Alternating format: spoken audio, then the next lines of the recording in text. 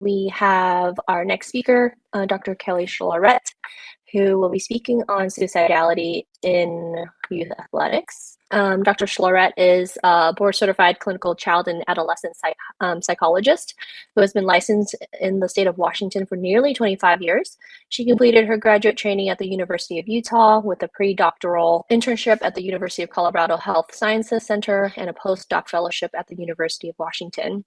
And prior to moving into her current role as a team psychologist for D1 student athletes at the University of Washington, which is just about 4 years ago, she also worked at Seattle Children's for 21 years, where she was engaged in a variety of clinical research and administrative activities, including serving as the clinical director of the Psychiatry and Behavioral Medicine Unit for 9 years. And Dr. Schlorett's clinical and research interests center on the assessment and treatment of anxiety, depression, and suicidality in youth, especially adolescents and emerging adults, and student athletes as they go through times of significant transition. So please welcome Dr. Schlorett.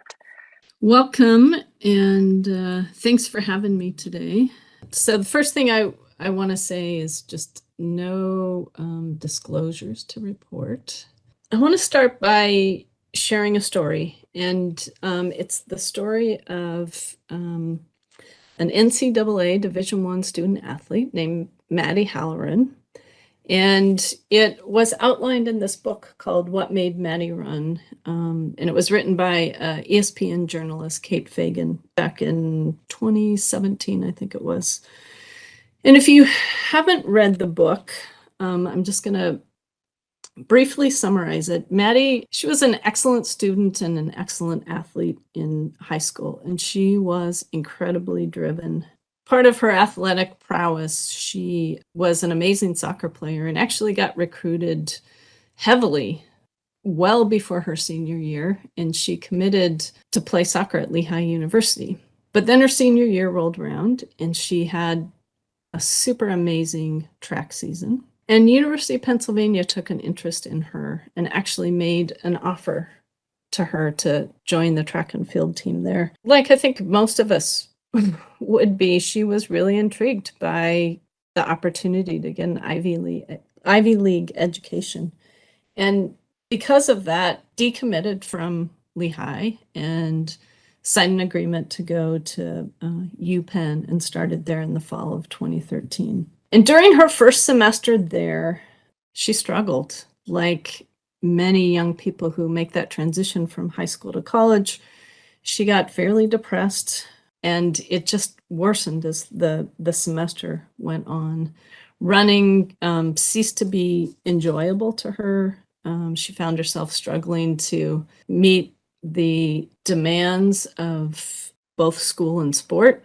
Even though her parents and the people that were closest to her had a sense that something wasn't quite right, she also did a pretty good job of kind of masking the depth of her despair.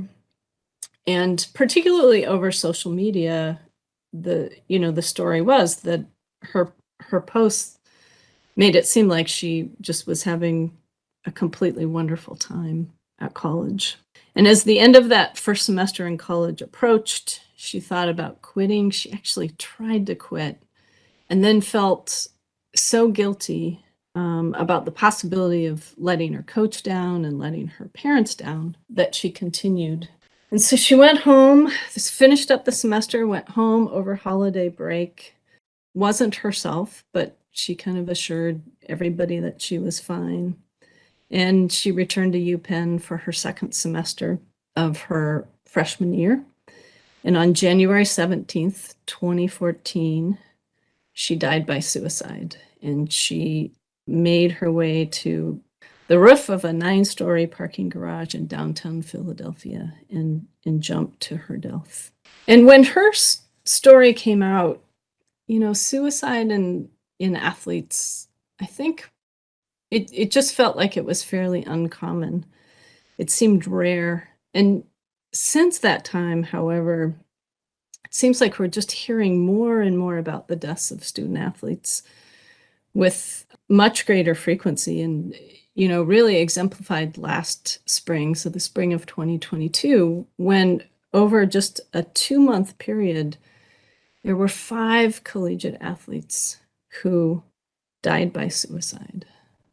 Sarah Schultz, who was a track and field athlete at Wisconsin, Katie Meyer, who was a goalie for the Stanford Cardinal, Robert Martin, a lacrosse athlete from SUNY Binghamton, Jaden Hill, who was another track and field athlete from Northern Michigan University, and then Lauren Burnett, who was a softball player at James Madison University. Even though some of these student athletes had some history of mental health concerns, others didn't. And I think their deaths came as a shock and a surprise to the people around them. You know, I think all of them obviously were in the prime of their life, and yet all of them were undoubtedly struggling with something, because in that dark, desperate moment, they chose a solution to a problem, you know, sadly was permanent. And so this really provides the contextual background for what I want to discuss today, and that's suicide in youth athletics. So here's our roadmap for today. I want to just start by looking at some of the data, looking at prevalence rates, looking at trends across the last 20 years, both for, well, in the general population, I should say, looking at some period prevalence rates, and then trying to drill down and get more specifics with regard to, you know, our athletes at greater risk of suicide than non-athletes. And then I want to turn to talking about some unique risk and protective factors for suicidality. And I think the only way that we can really do that is by talking about some of the developmental tasks of adolescence and emerging adulthood, as well as some thoughts and ideas about brain development and general risk factors for suicidality, because, you know, they all infer risk. And I think then we just have to take the risk that might be associated with sport and apply that on top of it. And then lastly, I want to close by talking about some broad-based prevention strategies that we can take to reduce risk. And, you know, I'll just say up front, none of them have been studied specifically in athletics. And they're really more broad-based prevention strategies that I think are really linked more to the kind of mental health and well-being. And by virtue of that, you know, should certainly decrease risk. As we talk about the data today, I'm really talking about a broad range of young people from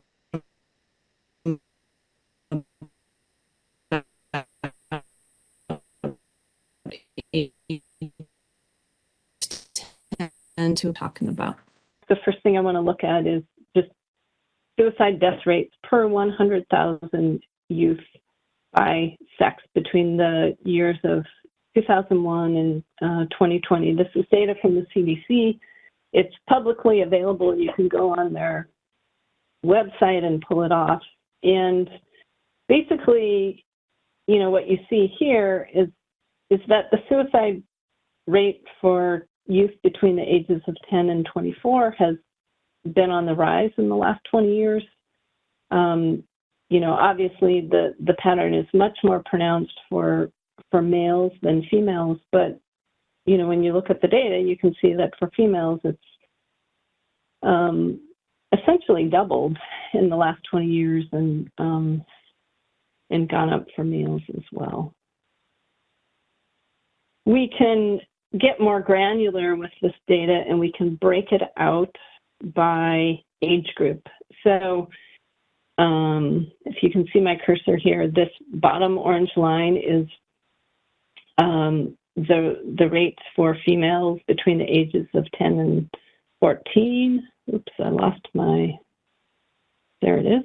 And then it's males age 10 to 14, and then it goes to females age 15 to 19. And that green line is females 20 to 24. You can see there's this very precipitous rise for males 15 to 19, and then males 20 to 24, where that rate is incredibly high. When we look at just the 2020 data by race and sex, we see that for males here in the blue, that American Indian or Alaskan Natives have the highest rate, followed by white males, Black males, and API males. And for females, American Indian and Alaskan Natives also have the highest rate, but the order is a little bit different. It goes to API females, then white, then Black. When we want to step away from the death rate and look at things like suicidal ideation, what percentage of youth had plans, what percentage of youth made an attempt, and what have you, there are sort of three major studies to look at. One is the Youth Risk Behavior Surveillance System Survey. That data is from 2019. It's a survey that's done every other year for youth in schools, grades 9 through 12. And so the 2021 data is going to come out in probably just a couple months here. And then we have the National Survey on Drug Use and Health. That's a study that's conducted by SAMHSA, and it's a yearly thing that they do, and they get a nationally representative sample of households. So they just sample whoever is in the house, and anybody who's 12 or older, they will try to ask them these questions. And then lastly, there's the National College Health Assessment, which is a survey that is done by the American College Health Association each year. And not every campus participates in it, but many, many do, and it results in quite a large database. When we look at all of that data taken together, we see that somewhere between about 13 and 26% of youth have seriously considered attempting suicide in the last 12 months. And that 26% is a little goofy. They don't split it out on this, on the National College Health Assessment. The SBQR, what's rolled into a positive screen is quite a number of variables, and it's not quite as, they don't report quite as granularly as they do in these other studies. We also see that about 5 to 16% have made a plan within the last 12 months, and then between about 3 and 9% have made some sort of attempt. It's not presented here, obviously, but suicide attempts tend to be more common in females than males, but males typically choose much more lethal means, and that's part of the reason, I believe, why we see that they have a much higher rate of death than we see for females. Now we begin to drill it down to athletes, and unfortunately, the data is just not very good. It's old, and so it's a little bit hard to extrapolate and know exactly what's going on right now. But of the data we have, we're going to take a look at it. This first study was a study done by Sable and colleagues.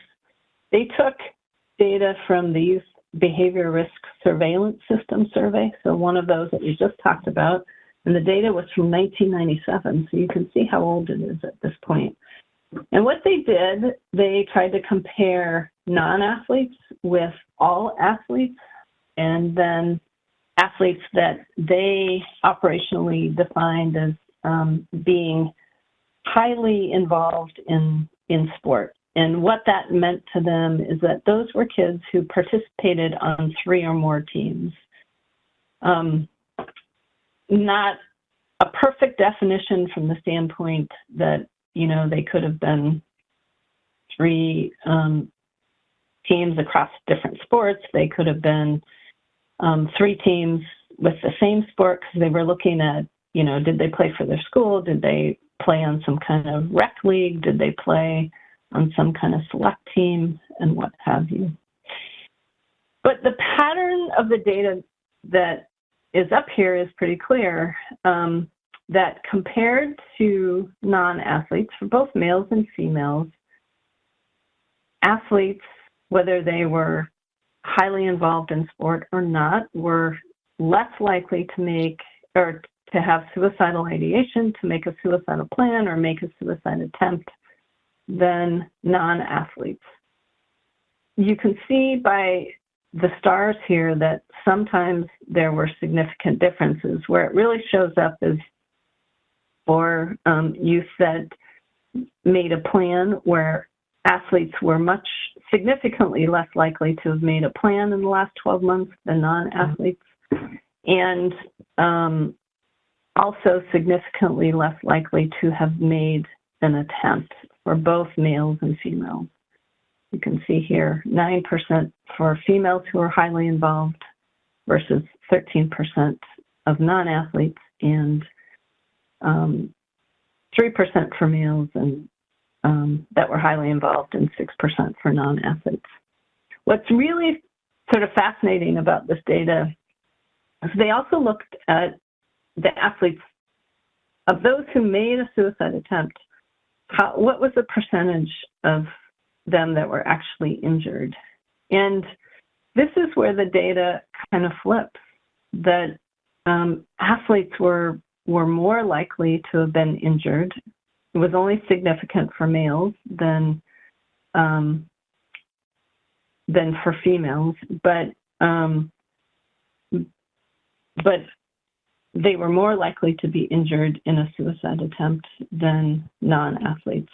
And part of this is interesting in my mind because there's been more recent data that has come out that has really highlighted that, and they've looked at it with college athletes, that athletes may have greater capability for suicide, and part of that has to do with their training and their kind of high objective and subjective pain tolerance, and just greater, what they call it, greater fearlessness about death. And this is particularly true with regard to sports such as football that have really high levels of physical contact. I want to go on and talk a little bit about some data in college athletes. There are two studies to highlight. Again, this data is relatively old at this point, unfortunately. The first study was done by a group of colleagues of mine here at the University of Washington. They used the NCAA resolutions database. They looked over a 9-year period, and they found that suicide accounted for 7.3% of the deaths that occurred in student athletes over that 9-year period. The rate, however, as you can see here, it's far less than the rates that we saw on those initial slides with regard to both males and females. So males at 1.35 deaths per 100,000 and females at 0.37 deaths per 100,000. And so the risk, the relative risk ratio there is males were 3.7 times more likely to die by suicide than females. Black athletes were more likely to die by suicide than white athletes, with a risk ratio of 1.4. And then football had the highest rate of suicide with 2.25 per 100,000, and that risk ratio was 2.2. So 2.2 times greater than other male non-football athletes. There was also the National College Health Assessment, where just comparing over a 4-year period, comparing student athletes with non-student athletes. And student athletes were significantly less likely to have suicidal ideation in the past 12 months and significantly less likely to have made a suicide attempt in the last 12 months, although that one, it's a pretty small difference there. The one thing that stands out to me with all of this data, and I wish there was better data, is that it's number one, it's all self-report, and there's a culture within athletics that really is a culture that essentially promotes kind of not speaking up and not letting anybody know that you're struggling with anything. And so the question in my mind that's out there is, is there sort of this demand characteristic in these studies with athletes where maybe a lot of them don't actually admit to having suicidal ideation or having made a plan or even having made an attempt because they've been sort of acculturated in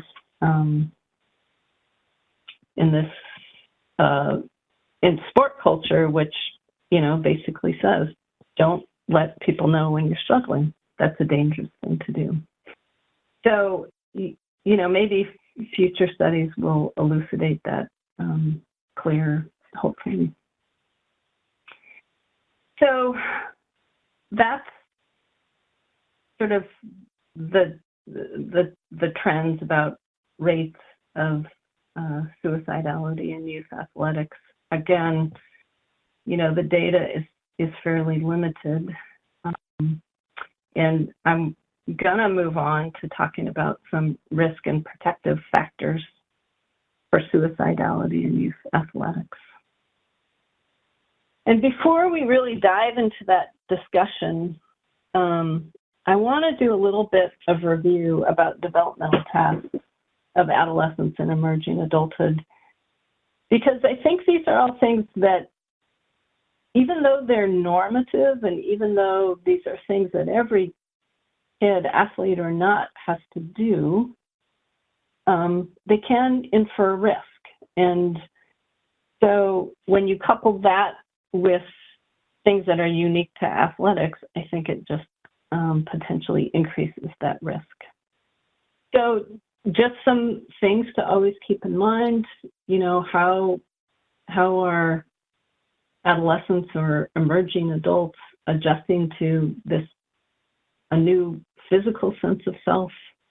How are they adjusting to their bodies maturing sexually and having sexual feelings, developing and applying abstract thinking skills, really developing their own sense of personal identity and a value system? How's it going with regard to renegotiating their relationships with parents and caregivers and developing stable and productive peer relationships, meeting the demands of increasingly mature roles and responsibilities, even including parenthood, and then developing and meeting the demands of educational and vocational interests. So again, all normative things, but people manage those things differently, and sometimes for people those developmental tasks can be quite stressful.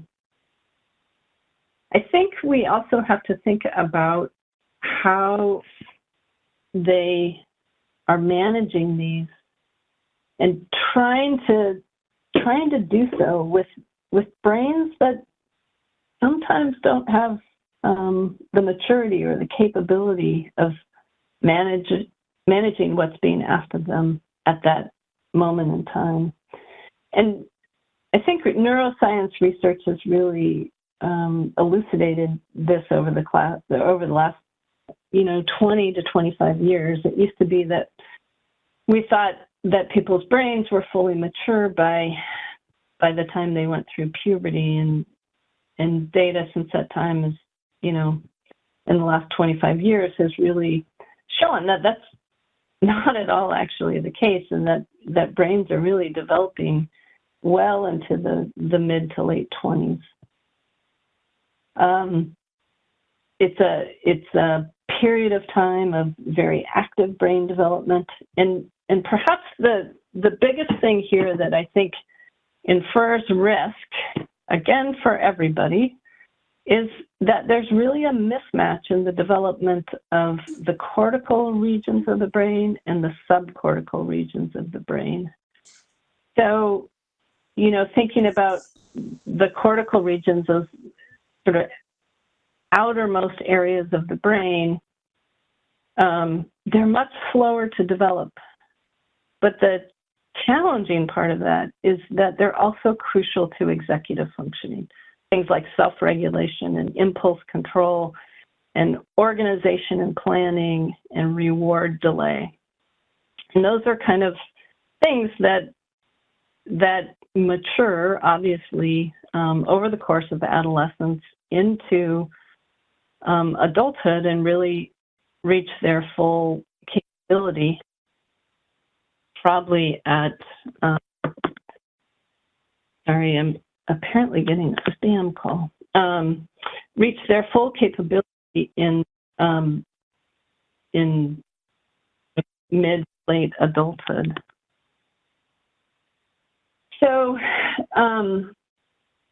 the other thing that I think is really important here is that adolescents and emerging adults they're vulnerable to impulsivity, they're vulnerable to emotional reasoning, and they're vulnerable to errors in self-regulation. And when you think about those things taken together, I think they are centrally correlated with this notion of being able to see suicide as a permanent solution to a temporary problem, as well as this notion of just being able to slow down and in one dark, desperate moment, being able to slow down enough, not act impulsively, and being able to see that perhaps things can get better and that there are people that can help.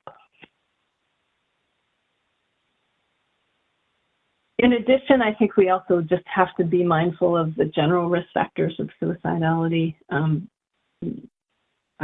guessing many of you are well familiar with many of these things: mental illness, previous suicidality, having access to lethal means, a family history of death by suicide, impulsivity, substance use, a significant loss of some sort, relationship problems, and that can be, with a significant other, or certainly can be with parents as well, bullying and social isolation, academic concerns, feeling like they're a burden to others, having some kind of health or pain problems, sleep problems, legal or financial issues, shame, and then community violence or discrimination or historical trauma, certainly.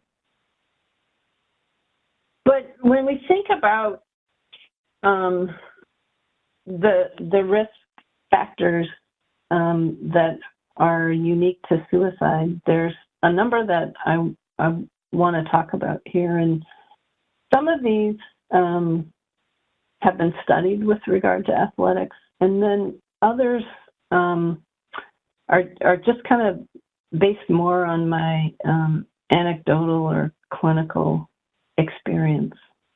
So the first thing I want to talk about is perfectionism, and there are different types of perfectionism, but one that is central to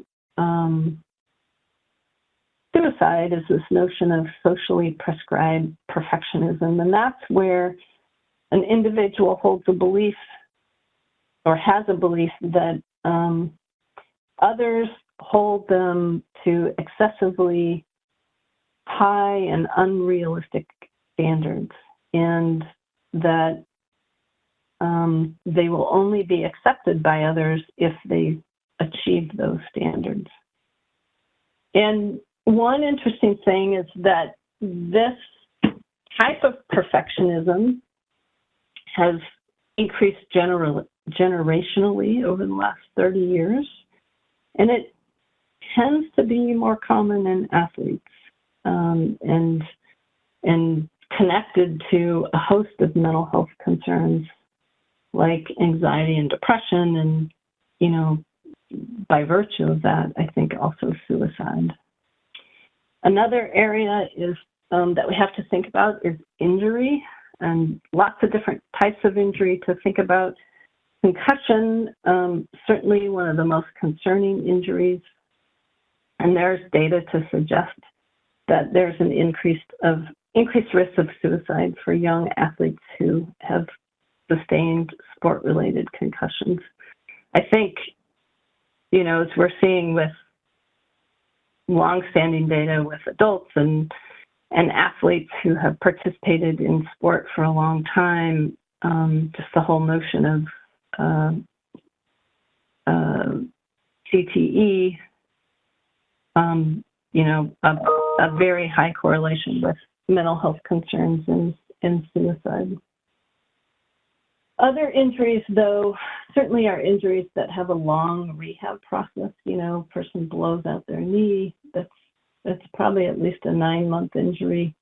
You know, other injuries obviously can be longer or shorter. But what happens with injuries when there's a very long rehab process is this thing that an athlete spent many hours a week doing is all of a sudden not there for them.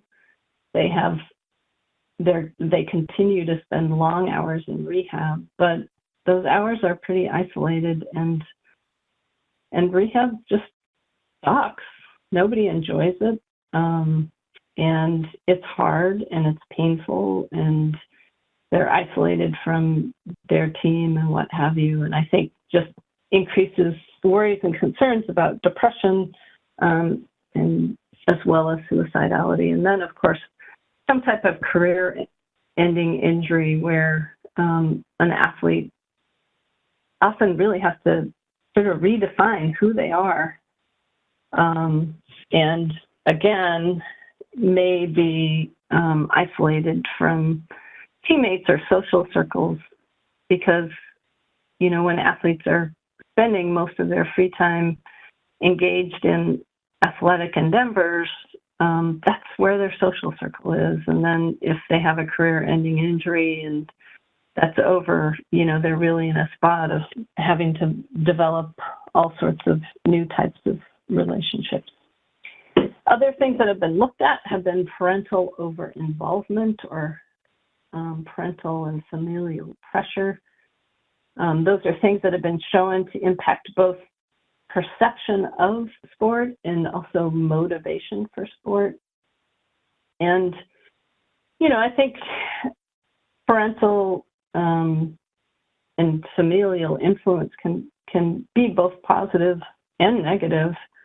But I think where it gets particularly challenging is when athletes feel like sport is going to offer their family a different way of life, that the athlete has dreams of making a lot of money professionally, and feeling like it, you know, it's on them to help their family get out of financial stress of some sort. Social media, cyberbullying is another area of concern. It always strikes me that at least at the collegiate level, where athletes tend to have a pretty large social media presence.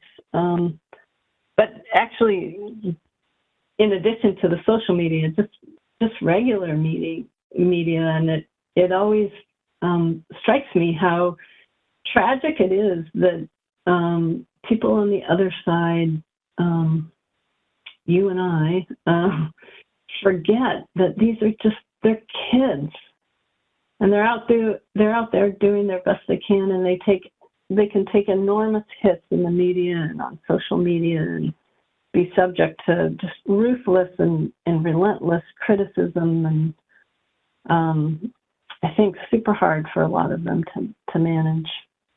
And then there's sport hazing. And sport hazing is supposed to be banned in collegiate athletics, and I think in a lot of ways it is, but it does pop up from time to time, and certainly in studies that they've looked at, Diamond and colleagues really found, between about 17 and 48% of high school athletes report some kind of sport hazing or initiation. And I think the challenge there is just that it's socially and emotionally devastating, or it can be. Hazing is often humiliating and just super challenging for anyone to manage, let alone a young person. So those are some of the things that we see as risk factors that we have data to support. Some things that I have noted just in my clinical practice is, and this is, based mostly on collegiate athletes that I work with, but that transition out of the family home and living on their own. And, when athletes are recruited to schools, they are recruited all over the country and oftentimes internationally. So, hundreds to thousands of miles away. And I think, a lot of this really came up during the pandemic when things shut down and kids went home. And a lot of international athletes were just stuck in no man's land because they couldn't get back into their countries. Or if they could, they might not get back out for, long periods of time. And really, left them kind of very isolated away from their families and without a lot of other support around them in terms of peers. Adjustment to school and sport and the challenges of balancing athletics and academics. I always think for collegiate athletes, they really have at least 2 full-time jobs. They are, at least at the NCAA Division I level, most of the time they're devoting 20 plus hours a week to sport. And then they're trying to take a full load of school on top of that. And in order to compete, they have to take at least 12 credit hours a quarter. And, when you think of the ratio of time outside the room to time inside the room with relation to school, kind of a 1-to-3 ratio, 12 credit hours is probably 36 hours of studying a week to manage and do well. And then you add that on top of sport and, things really quickly add up. Lots of demands on their time with sport participation. I just kind of covered that. The readjustment to expectations for themselves and their identity, I think is a really important one. When kids are recruited into college, it's kind of like the cream of the crop is sort of taken off the top and plopped into college. So they go from this place of being the best athlete on the field to being an average and sometimes not very good athlete on the field. And I think that's a huge adjustment for them.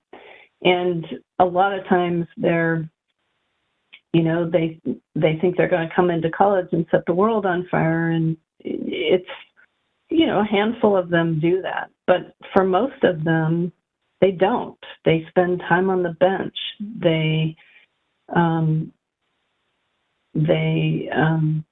All of a sudden they're 18 and they're competing with 22, 23, now with the pandemic, sometimes 24-year-olds. And there's just huge developmental differences between all those kids. And it's just a really tough thing for them to manage and even kind of wrap their heads around. There are also lots of limitations on their social circles because they are training so much. Their social circles tend to be really confined to their teams, and then that can really disappear with injury or poor performance. And then they also have to adjust to a lot of new performance pressures. Some of those are self-induced. Some of them are put on them by their families. Some are put on them by teams. But, they're related to things like success and playing time, managing their weight, college scholarships. Not every athlete is there on scholarship. And in fact, the majority of them are not. And so some kids are having to work on top of going to school and participating in athletics and trying to perform well enough that maybe they are going to get a scholarship. So lots and lots of different pressures that they're dealing with. And I think these are all things that can lead to depression and anxiety and suicidality. So that was kind of a ride through risk factors. I want to talk a little bit about protective factors. I see we're going to rapidly run out of time here, so I'm going to go. I'm actually not going to talk about these general protective factors. I think probably most of you are well aware of them. When we think about unique protective factors in sport, there's always, it's well established that there's a strong association between physical activity and mental health, and lots of belief that sport can enhance mental health and by virtue of that decrease the possibility of suicide. There are other individual factors and social factors to think about. Sport lends itself to increased sense of self-esteem and self-efficacy, and then just feelings of individual accomplishment. There's also social factors related to that. It allows youth to, develop these really strong social networks, have meaningful relationships, have a sense of belonging to a community or a cause greater than oneself, and all of those are things that we believe decrease risk. So just in summary, in evaluating risk, I think you have to consider developmental tasks and brain development.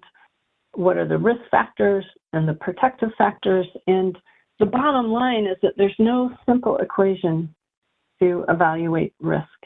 There are some theories about who dies by suicide, and I think there are kind of two that are interesting to think about when it comes to sport. One is Schneidman's cubic model of suicidality, which he really says that suicidal acts occur when a person has maximum levels of psychological pain, stress, and agitation. The two variables that I think are interesting there and thinking about athletes are stress that sense of pressure and overwhelm, as well as agitation. These are all people that are sort of trained to take action and try and solve problems. And that's, when Schneidman's talking about agitation, that's what he's really talking about. People feel this sense of urgency to take some sort of action. Then there's Joiner's interpersonal psychological theory of suicide, where he talks about suicide as being acquired capability to inflict lethal self-injury, perceived burdensomeness,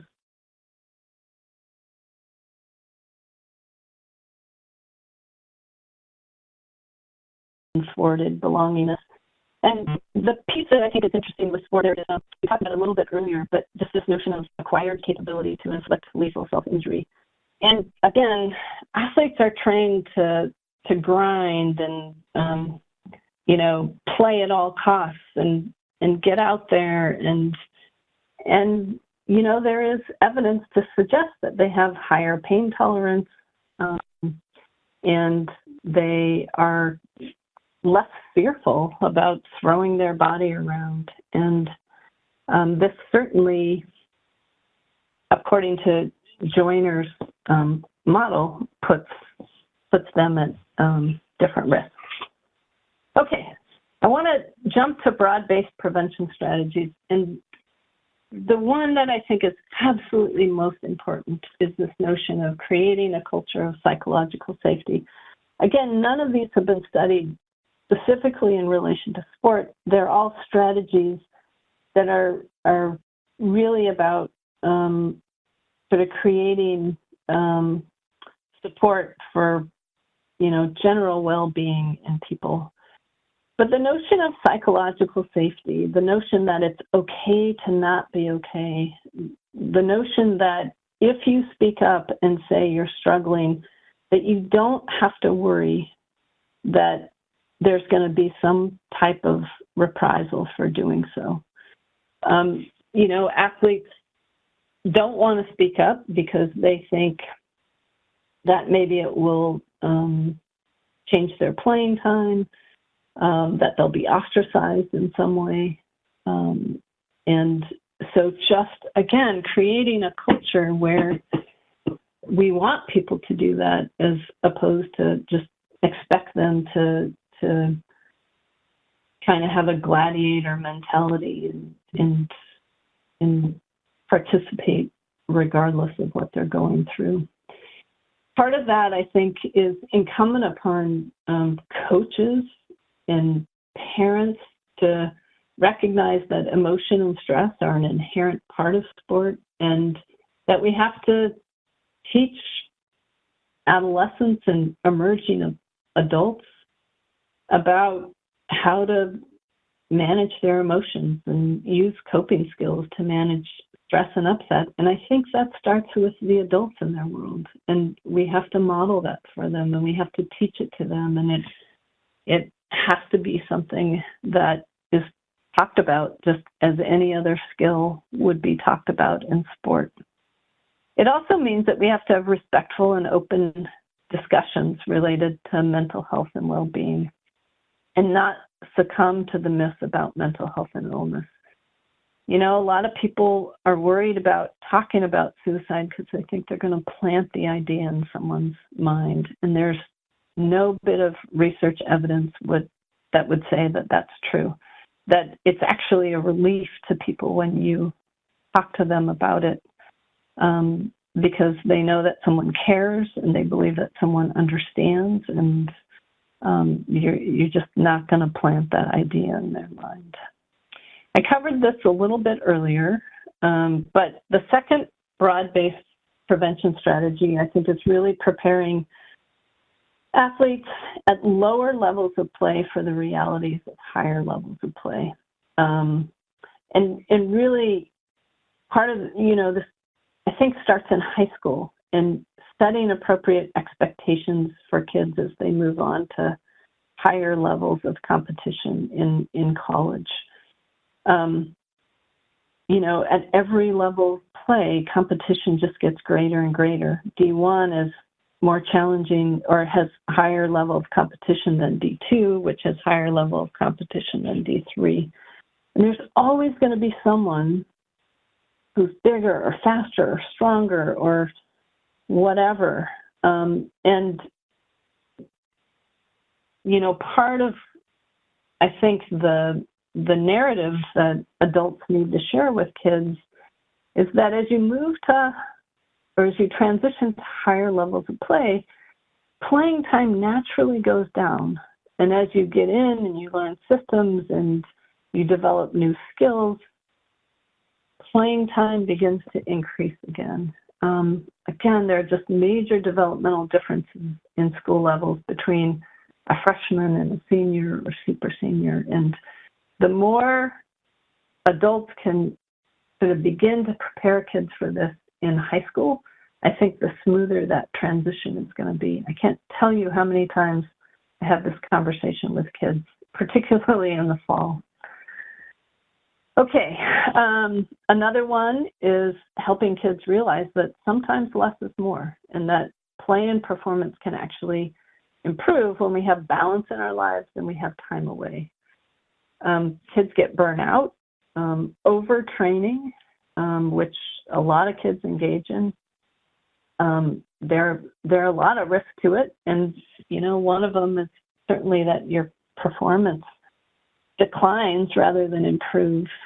But it's really highlighting to them that physical recovery, and I should actually have mental and emotional recovery, are really important, and days off and sleep are central to recovery. With that, you know, kids are unlikely to lose skill with a day or two away from sport each week. Want to help them develop an identity outside of sport. So many identify solely with athletics, and the reality is that it doesn't last forever. You know, I'm sure most of you have heard that statistic that 98% of college athletes go pro in something other than sport. And, you know, that's really, for women, there are many fewer opportunities than for men. But we just want to reinforce aspects of life that have nothing to do with sports, whether it's academics or other hobbies, volunteer work, what have you. Really help them develop an identity about who they are as a person other than an athlete. Sport performance doesn't have to or should not define worth. You know, trying to help kids shut out the noise, turn off social media.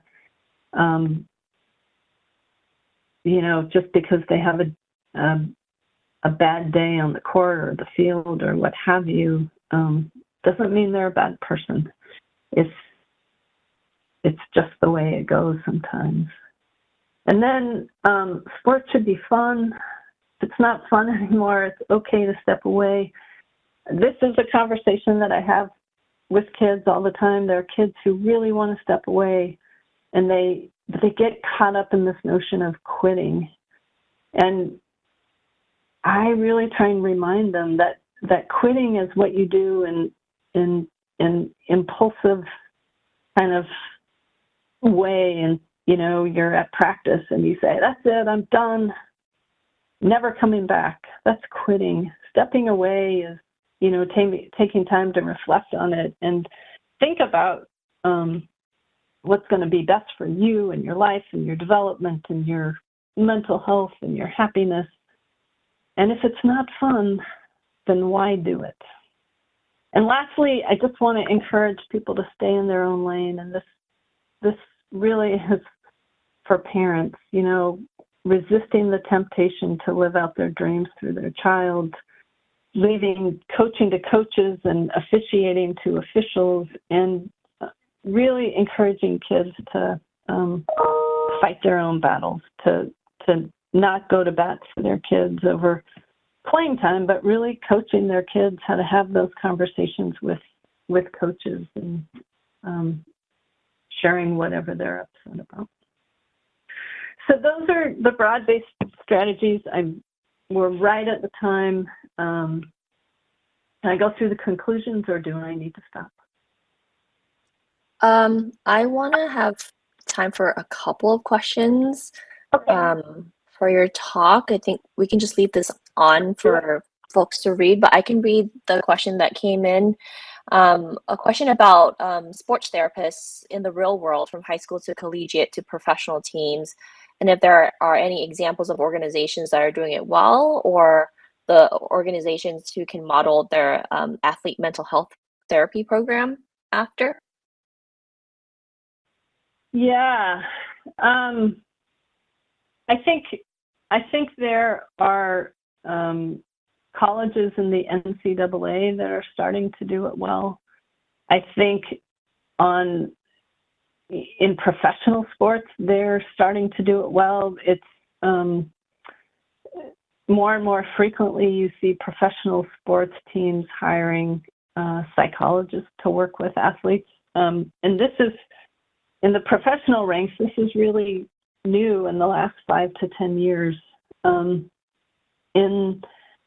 the NCAA ranks, I think that initially there was an emphasis on trying to hire performance enhancement people, so psychologists and certified performance